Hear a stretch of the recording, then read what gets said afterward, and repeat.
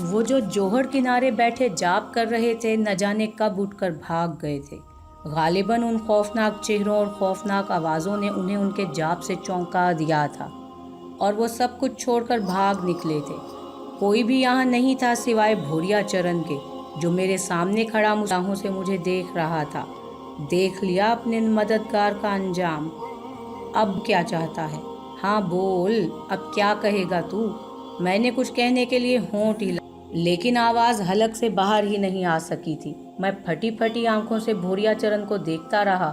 رامانندی کا یہ انجام میرے لیے بڑا ہی دردناک تھا۔ وہ جو کوئی بھی تھا، کالے جادو کا ماہر تھا یا ایک غلیظ ہندو، لیکن میرے لیے انسانیت کے تمام دروازے کھول دیے تھے اس نے۔ وہ جو کچھ بھی کرنا چاہتا تھا میں نہیں جانتا تھا۔ بھوریا چرن کی زبانی یہ سن کر کہ وہ مجھے گندا خون پلا کر بھوریا چرن کے لیے ناقابل قبول بنا دینا چاہتا تھا، مجھے کریہت تو ہوئی تھی، اور یقیناً میرا وجود کسی گندی اور غلیظ شے سے ناپاک ہو جاتا تو میں خوش نہ ہوتا۔ بے شک بھوریا چرن کی مصیبت سے بچ جاتا، لیکن اپنے ایمان ہی کے لیے تو میں اب تک یہ مصائب برداشت کر رہا تھا۔ مجھے یقینی طور پر اس کا وہ کھیل اچھا نہ لگتا، لیکن اس نے خلوص دل سے جتنا وہ جانتا تھا کوشش کر ڈالی تھی۔ بھوریا چرن کی زبان میں سمجھ رہا تھا، اور وہ جو کچھ کہہ رہا تھا میری سمجھ میں آ گیا تھا، لیکن اس کے باوجود مجھے رامانندی کے اس انجام کا افسوس تھا۔ بھوریا چرن میرے قریب آیا اور اپنی مکروہ مسکراہٹ کے ساتھ بولا، عقل آ رہی ہے اب شاید تجھے؟ ارے چنتا کاہے کرے ہے بٹوا، سنسار دے دوں گا تجھے، سارا سنسار دے دوں گا، بس ایک بار، صرف ایک بار مجھے پیر پھاگن دوارے پہنچا دے، سمجھ رہا ہے نا؟ بول، تیار ہے؟ نہیں۔ نہ جانے کس طرح میرے منہ سے یہ آواز نکلی اور بھوریا چرن کا چہرہ ایک بار پھر ست گیا۔ نہیں، نہیں بھوریا چرن۔ اچانک میری آواز صاف ہو گئی۔ ارے کس نسل کا ہے رے تو؟ کس نسل کا ہے؟ ارے کب مانے گا پاپی؟ کب مانے گا؟ کتنا انتظار کرائے گا ہمیں؟ دل نہیں بھرا تیرا؟ ابھی دل نہیں بھرا؟ کچھ اور چاہیے تجھے؟ کچھ اور چاہیے؟ ہاں بھوریا چرن، مجھے کچھ اور چاہیے، سمجھا؟ سچ مچ تجھے کچھ اور چاہیے، لیکن میں تیری یہ خواہش کبھی پوری نہیں ہونے دوں گا۔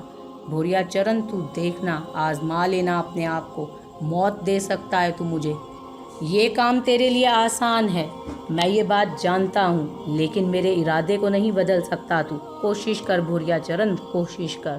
بھوریا چرن اچانک ہی زمین پر بیٹھ گیا اور بری طرح اچھل کود کرنے لگا۔ بڑا بھیانک لگ رہا تھا وہ اس انداز میں بھی۔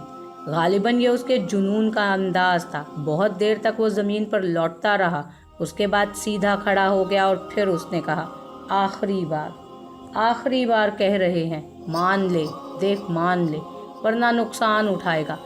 لعنت ہے تیری صورت پہ بھوریا چرن، لعنت ہے تیری صورت پر۔ تو مجھے کیا مجبور رکھ سکے گا؟ کوشش کر لے، جتنی کی جا سکتی ہے تجھ سے، جتنی کوششیں تجھ سے کی جا سکتی ہیں کر لے۔ اور اب میں چلتا ہوں، ہلنا مت اپنی جگہ سے، کہہ دیا ہم نے، ہلنا مت۔ وہ بولا اور دفتن ہی میرے پاؤں اپنی جگہ ساکت ہو گئے۔ بھوریا چرن کی قوتیں میرے اوپر کارگر ہو رہی تھی، لیکن اس کا بس میرے دل و دماغ پر نہیں چل سکتا تھا۔ میرے ارادوں کو وہ کسی صورت تبدیل نہیں کر سکتا تھا۔ یہ میری مرضی پر منحصر تھا کہ میں اس کی بات مانوں یا نہ مانوں۔ بھوریا چرن ایک بار پھر زمین پر بیٹھ گیا۔ اس نے دونوں گھٹنوں میں اپنا سر دے لیا، دیر تک بیٹھا رہا اور اس کے بعد اچانک ہی اس کے ہاتھ پاؤں بڑھنا شروع ہو گئے۔ وہ ایک بار پھر مکڑی کی شکل اختیار کر گیا۔ اس کا چہرہ اور جسم جوں کا توں تھا، بس مکڑی کی طرح اس کے بدن میں ہاتھ پاؤں اگاتے تھے۔ اس وقت بھی وہ ایک کالی مکڑی کی شکل اختیار کر گیا تھا، خونی نگاہوں سے مجھے دیکھ رہا تھا۔ پھر وہ مکڑی آہستہ آہستہ آگے بڑھی۔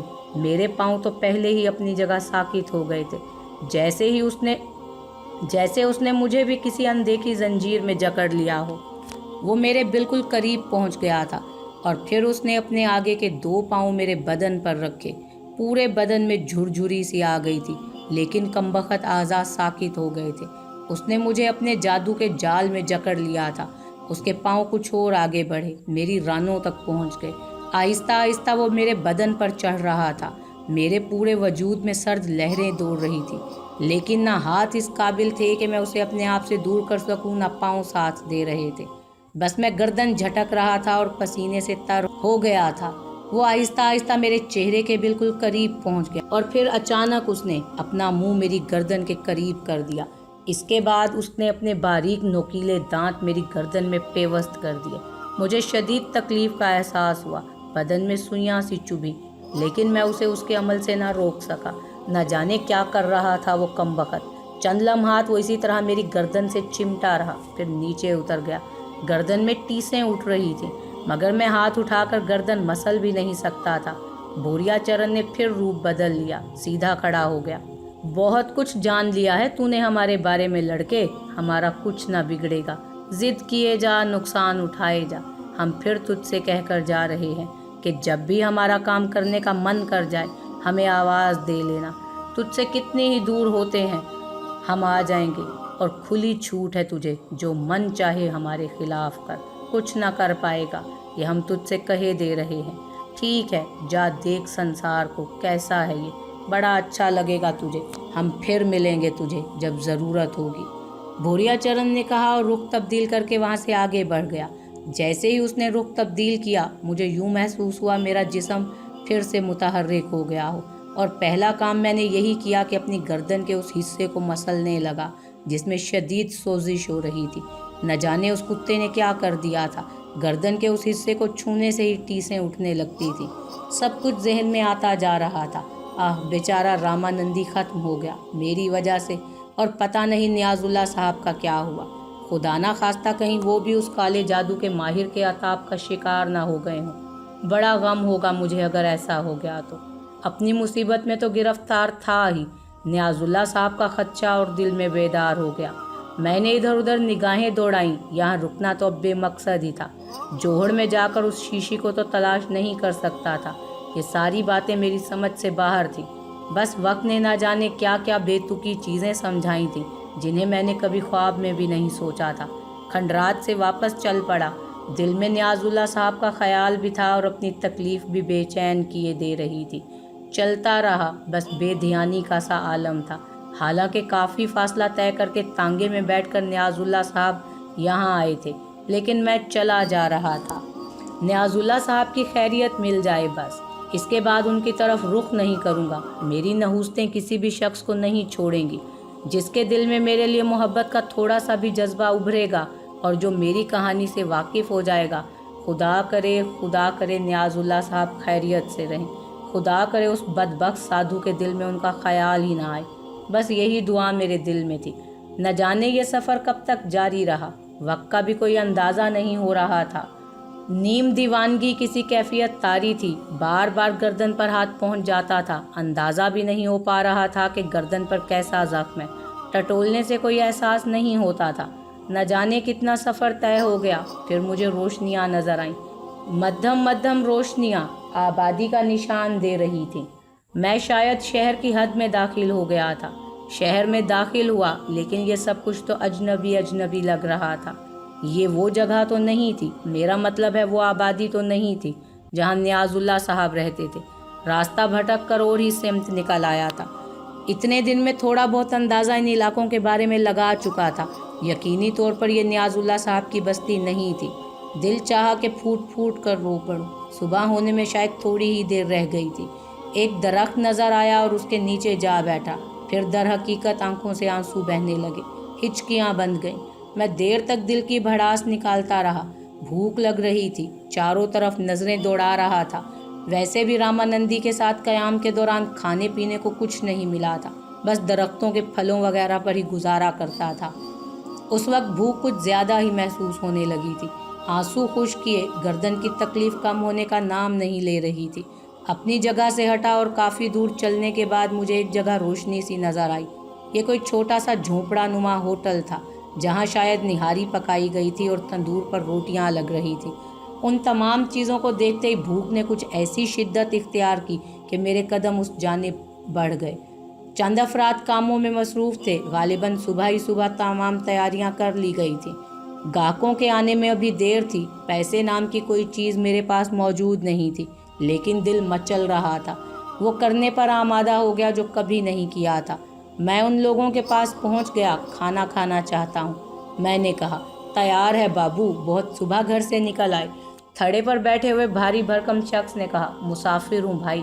میں نے جواب دیا، بیٹھو، اندر بیٹھ جاؤ۔ اس نے نرمی سے اشارہ کیا اور میں اندر جا بیٹھا۔ رمضان دیکھ بابو کو، اس شخص نے زور سے کہا اور ایک دبلا پتلا آدمی میرے پاس پہنچ گیا۔ بولو بابو، کھانا لے آؤ بھائی۔ میں نے ٹھنڈی سانس لے کر کہا اور وہ آوازیں لگانے لگا۔ میرا دل دھڑک رہا تھا۔ پیٹ کا دوزخ تو بھر جائے گا، مگر اس کے بعد جو بے عزتی ہوگی اس کا احساس تھا۔ ان لوگوں کی نرمی کیا رخ اختیار کر جائے گی، کبھی یہ سوچا بھی نہیں تھا، کبھی ایسا نہیں کیا تھا۔ دل رو رہا تھا، مگر یہ لمحے بھی میری تقدیر میں لکھے تھے۔ پھولی ہوئی خمیری روٹیاں اور سرخ تار والی نہاری کیا لذت دے رہی تھی، بیان نہیں کر سکتا۔ کاش کچھ پاس ہوتا، وہی دے کر ان لوگوں کو مطمئن کر سکتا۔ کھانا لیا، 2 روٹیاں ختم ہو گئیں، پیٹ میں پتہ ہی نہ چلا۔ میں نے اسے اور کھانا لانے کو کہا۔ 6 پلیٹ سالن اور 12 روٹیوں تک تو کام چل گیا، حالانکہ میرے ہر بار کے آرڈر پر کھانا لانے والے کے چہرے پر حیرت پھیل جاتی تھی، اور جب میں نے 7ویں پلیٹ مانگی تو وہ کسی قدر خوف زدہ ہو گیا۔ اس نے مجھے خوف زدہ نظروں سے دیکھا اور بولا، یہ سب کہاں جا رہا ہے بابو؟ میں چونک پڑا۔ دیکھنے میں تو معمولی لگتے ہو، کوئی پہلوان ہو کیا؟ اور کھانا لا سکتے ہو؟ ہمیں کیا، دیکھ کھا جاؤ پوری۔ وہ آگے بڑھ گیا، البتہ اس نے دیکھ پر بیٹھے ہوئے آدمی سے کچھ کہا تھا اور وہ بھی چونک کر مجھے دیکھنے لگا تھا۔ دونوں میں کچھ باتیں ہوئیں۔ اس بار وہ 6 روٹیاں اور سالن لے آیا۔ اس کے احساس دلانے پر میں بھی چونکا تھا اور مجھے اندازہ ہوا تھا کہ میں کتنا کھا چکا ہوں، مگر پیٹ یوں لگتا تھا جیسے کچھ نہ ہی کھایا ہو۔ یہ نئی افتاد تھی، ایسا کیوں ہو رہا ہے؟ لاکھ کئی دن کے بعد گوشت چکھا تھا، مگر 12 روٹیاں۔ مجھے تعداد یاد تھی، مگر ہاتھ نہ رکے۔ میں ان روٹیوں کو بھی چٹ کر گیا۔ اب کیا کروں؟ میں نے کھانا لانے والے کی تلاش میں نظریں دوڑائیں، مگر وہ کہیں کھسک گیا تھا۔ سامنے پانی کا بھرا جگ رکھا تھا۔ گلاس میں پانی انڈیل کر پیا اور پھر پانی پیتا چلا گیا۔ چند گلاس میں ہی جگ خالی ہو گیا تھا۔ نہاری کی دیکھ کے پیچھے بیٹھے شخص نے دیکھ لیا تھا اور اس کا کام دم خشک لگ رہا تھا۔ وہ اپنی جگہ سے اٹھا اور جیسے بینچ کے پیچھے سے نکلا، وہ شخص بھی جلدی سے تھڑے سے نیچے اتر آیا۔ اور پانی مل سکے گا بھائی؟ ہو ہے اس ٹینکی کی۔ اس نے اس ٹینکی کی طرف اشارہ کیا اور میں وہاں پہنچ گیا۔ گلاس پر گلاس پیے جا رہا تھا، مگر نہ بھوک مٹی تھی نہ پیاس۔ جھلا کر گلاس رکھ دیا اور پھر آخری مرحلے سے نمٹنے کے لیے تیار ہو گیا، مگر ایک عجیب چیز دیکھنے کو ملی۔ تھڑے پر بیٹھا ہوا شخص غائب تھا۔ بیرا تو پہلے ہی غائب ہو گیا تھا، یہاں تک کہ تندور پر روٹیاں لگانے والے بھی اپنی جگہ چھوڑ کر بھاگ گئے تھے۔ ایک لمحے کو تو کچھ سمجھ میں نہیں آیا، مگر پھر ہنسی آ گئی۔ کام دوسرے انداز میں بن گیا۔ وہ لوگ شاید میری خوراک سے خوف زدہ ہو گئے تھے اور نہ جانے کیا سمجھ کر بھاگ نکلے تھے، مگر عزت رہ گئی تھی۔ میں خود بھی تیز تیز قدموں سے وہاں سے چل پڑا اور اس جگہ سے بہت دور نکل آیا اور دور آ کر سانس لی۔ مگر قصہ کیا ہے، یہ کیا بیماری ہے؟ اتنے دنوں کی بھوک ہے یا بھوریا چرن کا کوئی انعام؟ آخری بات دل کو لگتی تھی۔ بھوک بھی اب کم نہیں ہوئی تھی اور گردن کی تکلیف کا بھی وہی عالم تھا۔ آبادی جاگتی رہی تھی، زندگی کے معمولات شروع ہو گئے تھے۔ ایک پلیا پر بیٹھ کر میں ان خوش نصیبوں کو دیکھنے لگا جو اتنی صبح جاگ کر زندگی کی ضرورتیں پوری کرنے نکل کھڑے ہوئے تھے، اپنے عیش و آرام کو ترک کر کے۔ لیکن میری نسبت وہ کس قدر خوش نصیب تھے کہ انہیں ایسی کسی مصیبت میں گرفتار نہیں ہونا پڑا تھا۔ کاش میرے ابتدائی اقدامات بھی درست ہوتے، میں بھی دنیا کے ان رہنے والوں کی مانند ایک اچھے انسان کی طرح زندگی گزارتا اور انہی لوگوں کی مانند تلاش رزق میں کھڑا ہوتا۔ کاش میں آسان ذرائع سے جائز اور ناجائز طریقوں سے دولت کے ڈھیر لگانے کے بارے میں نہ سوچتا۔ کیا حسین زندگی ہوتی ہے، صبح سے شام تک محنت کی جائے اور اس کے بعد گھر کا رخ کیا جائے جہاں اپنے ہوتے ہیں۔ ایک میں بد نصیب تھا، بھائی بہن ماں باپ پیار کرنے والا دوست ماموں، لیکن سب سے دور، سب کے لیے عذاب کا باعث۔ کاش تھوڑا سا سوچنے کا موقع مل جاتا اور میں اپنے راستے درست کر سکتا، مگر اب تو سب کچھ ہی چھن گیا تھا۔ ہاتھ تھا کہ مسلسل گردن پر تھا، گردن پھوڑا سی لگ رہی تھی۔ جو کچھ ابھی ہو چکا تھا وہ بھی ناقابل یقین تھا، لیکن قابل یقین بات ہی کون سی تھی؟ لوگوں کو بتاتا تو سب حیرت زدہ ہی ہوتے تھے۔ اب تک ایسا ہی ہوا تھا، بڑا عجیب معاملہ تھا، اور میں سمجھ رہا تھا کہ بھوریا چرن کا یہ وار سب سے زیادہ سخت ہے۔ اب تک تو دنیا ہی سے چھپتا پھرا تھا، اب دنیا کے لیے اپنے آپ کو نقصان دہ سمجھتا تھا۔ لیکن بات اب اپنی ذات پر آ گئی تھی۔ اس بھوک کا کیا ہوگا؟ ناقابل یقین حد تک کھا پی کر آیا تھا۔ بھلا اتنی ساری روٹیاں اور اتنا سارا سالن جو میری جیسی جسامت کے 8-10 آدمیوں کے لیے کافی ہو، میں اکیلا ہی چٹ کر گیا تھا۔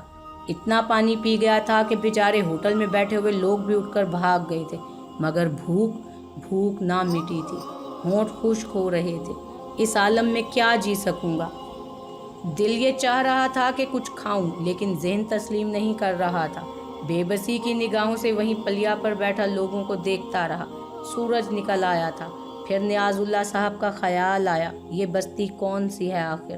یہ نیاز اللہ صاحب کی بستی تو نہیں ہے۔ کوئی منظر وہاں کا سا نہیں ہے۔ نہ جانے کہاں نکل آیا ہوں۔ دل میں تجسس سا جاگا اور معلومات کرنے نکل پڑا، اور پھر اس بستی کا نام بھی معلوم ہو گیا۔ وہ جگہ نہیں تھی۔ پتہ نہیں بیچارے نیاز اللہ صاحب کا کیا ہوا، خدا انہیں محفوظ رکھے۔ ایک درخت کے نیچے آ بیٹھا، نیند کا سا جھونکا محسوس ہوا اور آنکھیں بند ہو گئیں۔ درخت کے تنے سے ٹیک لگا کر بیٹھ گیا تھا۔ نہ جانے کب تک سوتا رہا۔ جاگا تو شام ہو چکی تھی اور بھوک تھی کہ کم وقت پیچھا نہیں چھوڑ رہی تھی۔ کیا کروں؟ وہاں سے ہٹا اور آگے بڑھ گیا۔ ایک ایسی جگہ پہنچا جہاں پھلوں کا کاروبار ہوتا تھا۔ ایک سمت گلے سڑے پھلوں کے انبار لگے ہوئے تھے۔ قدم رک گئے اور وہیں بیٹھ گیا۔ ان گلے سڑے پھلوں کو اٹھا کر کھانے لگا۔ لوگ مجھے دیکھتے ہوئے گزر رہے تھے، لیکن اب جو افتاد پڑی تھی اسے گزارنا مشکل تھا۔ یہ پھل میں اپنے معدے میں اتارتا رہا اور خاصا بڑا حصہ صاف کر دیا، لیکن بھوک نہیں مٹی تھی۔ وہاں سے ہٹا اور تھوڑے فاصلے پر جا بیٹھا۔ اندھیرا پھیلتا جا رہا تھا۔ پورا دن گزر گیا تھا۔ مجھے اندازہ تھا کہ مصیبت میرا پیچھا نہیں چھوڑے گی۔ جو کچھ ہوا ہے اسے ٹالنے کا کوئی ذریعہ میرے پاس نہیں تھا۔ گزاروں گا، اس طرح بھی گزاروں گا بھوریا چرن، لیکن تیری بات نہیں مانوں گا، کسی قیمت پر نہیں مانوں گا کتے۔ یاد رکھنا، یاد رکھے گا تو بھی کہ کس سے واسطہ پڑا تھا۔ رات گہری ہوئی تو سونے کی کوشش کرنے لگا۔ نیند نہیں آ رہی تھی۔ پھر آدھی رات گزری تو آنکھیں خود بخود ایک دوسرے سے جڑ گئیں۔ صبح شام دن رات میں سڑکوں اور گلیوں میں مارا پھرتا تھا۔ ایک اور کیفیت محسوس ہونے لگی تھی، جس کا پہلا نمونہ دیکھتے ہی میرا دل خون کے آنسو رو پڑا۔ وہ یہ تھی کہ بدن کے مختلف حصوں میں ننھے سرخ دانے نمودار ہو گئے تھے۔ پھر ان دانوں میں سوراخ ہو گئے اور ان سوراخوں سے باریک مٹی جیسی کوئی چیز باہر نکلنے لگی۔ جو چیز ان سوراخوں کے اوپر جمع ہو جاتی تھی، میں اسے صاف کرتا تو ایک ہلکی سی سوزش محسوس ہوتی اور اس میں لذت کا احساس ہوتا۔ پتہ نہیں یہ کیا ہو رہا تھا۔ دانے پورے بدن پر پھیل گئے۔ وہی ہوتا، پہلے دانے نکلتے، پھر سوراخ ہو جاتے۔ 2-3 دن کے بعد ان سوراخوں میں مٹی جیسی خشکی نکلنا بند ہوتی اور گاڑھا سیال نکلنے لگتا۔ بدن پر سفید نشان بننے لگے تھے۔ حواس معطل رہے۔ سب سے زیادہ بھوک نے نڈال کر دیا تھا۔ لوگ مجھ سے دور بھاگنے لگے۔ وہ مجھ سے گھن کھاتے تھے۔ ویسے وہ مجھے کھانے پینے کی چیزیں دے دیا کرتے تھے۔ کئی بار ایسا بھی ہوا تھا کہ میں تھک ہار کر کسی جگہ بیٹھ گیا اور لوگوں نے میرے سامنے پیسے پھینکنا شروع کر دیے۔ لباس بوسیدہ ہو گیا تھا اور بدن کے سوراخوں سے نکلنے والا سیال لباس کو بھگو کر سڑنے لگتا تھا، جس سے بدبو اٹھتی تھی۔ پھر ایک دن میں ایسے ہی بیٹھا اپنی تقدیر پر غور کر رہا تھا کہ ایک سفید گاڑی میرے پاس آ کر رکی۔ بڑی سی وین نما گاڑی تھی۔ اس سے کئی افراد نیچے اترے۔ ایک شخص ان کی رہنمائی کر رہا تھا۔